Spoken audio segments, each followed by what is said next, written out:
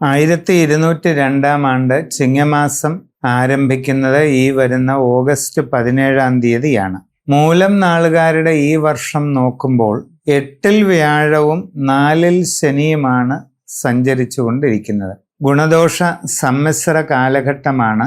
എല്ലാ കാര്യങ്ങളും പെട്ടെന്ന് ശരിയാകണമെന്നില്ല. അപ്രതീക്ഷിതമായി പല കാര്യങ്ങളിലും തടസ്സങ്ങളൊക്കെ ഉണ്ടാകാം. പ്രവർത്തന രംഗത്ത് പ്രതികൂലമായിട്ടുള്ള സാഹചര്യങ്ങൾക്ക് സാധ്യതയുണ്ട്. എന്ത് കാര്യത്തിന് ഇറങ്ങിത്തിരിച്ചാലും അതിലെല്ലാം ഒരു കാലതാമസം അനുഭവപ്പെടാം. കർമ്മരംഗത്ത് അത്ര ഗുണകരമല്ലാത്ത മാറ്റങ്ങൾ വന്നേക്കാം. പുതിയ ജോലിയിൽ പ്രവേശിക്കുവാൻ ശ്രമിക്കുന്നവർ വളരെ ഊർജിതമായിട്ട് പരിശ്രമിച്ചാൽ പ്രയോജനം ഉണ്ടാകും. കുട്ടികൾ പഠനകാര്യങ്ങളിൽ കൂടുതൽ ശ്രദ്ധയുണ്ടായിരിക്കണം. കുടുംബത്തിൽ ചെറിയ ചില അസ്വസ്ഥതകളൊക്കെ അനുഭവപ്പെട്ടേക്കാം. ക്ഷമയോടെയും ശാന്തതയോടെയും എല്ലാ കാര്യങ്ങളും ചെയ്യുക. സംഭാഷണത്തിൽ വേണ്ടത്ര കരുതലും മിതത്വവും ശീലിക്കുക.